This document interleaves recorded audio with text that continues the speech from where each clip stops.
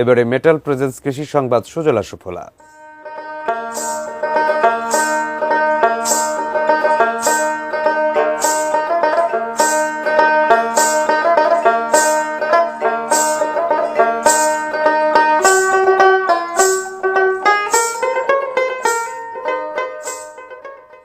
বাজারে আসতে শুরু করেছে নারায়ণগঞ্জের সোনারগাঁওয়ের লিচু। দেশের অন্যান্য জেলার চেয়ে আগে ফলন হয় বলে সবার আগেই বাজার দখল করে নিয়েছে সোনারগাঁওয়ের লিচু। এবারও ব্যতিক্রম হয়নি তার।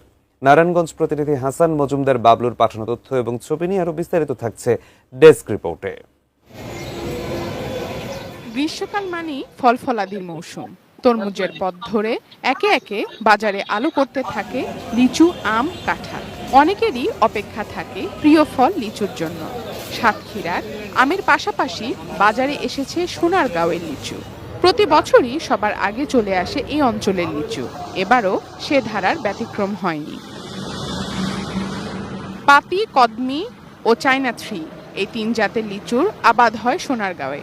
মৌসুমের শুরুতেই যথারীতি বাজারে এসেছে কদমি লিচু। পাতি লিচুও আশি করছে। ফলপ্রেমী মানুষেরা খুশি। এখন তাদের জরুরি প্রশ্ন, এবার দাম কেমন? বাজারে 100 কদমি লিচু বিক্রি হচ্ছে 600 থেকে 700 টাকায়। পাতি লিচুর দাম পড়বে 400 থেকে 450 টাকা।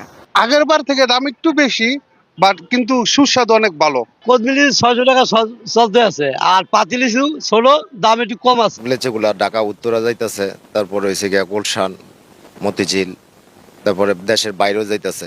বাগানি ও ব্যবসায়ীরা বলছেন, বৃষ্টির কারণে এবার লিচুর গুটি ঝরে পড়েছে। পোকার আক্রমণেও ফলন নষ্ট করেছে প্রচুর, যার ফলে গেল বছরের তুলনায় এবারের ফলন কম। রমজান একটা বৃষ্টি হয়েছিল, ওই বৃষ্টি হওয়ার কারণে আপনার মুকুল ঝরে গেছিল, এই জন্য কম। ওষুধটা অনেক দাম। ওষুধের যদি একটু সরকারের দিকে নজর দেয় তো মানুষে অনেক একটু কিছু সস্তা খেতে। কৃষি ডিপার্টমেন্টের পক্ষ থেকে পরামর্শ দিয়ে থাকি, বিভিন্ন স্প্রে করার ব্যবস্থা করি এবং কৃষকদেরকে কিভাবে ফলন আরো ভালো করা যায় এবং লিচুর মানটা আরো উন্নত করা যায় সেটার বিষয়ে প্রশিক্ষণ দিয়ে থাকি। Sharjana Ananya, desk report, ATN news.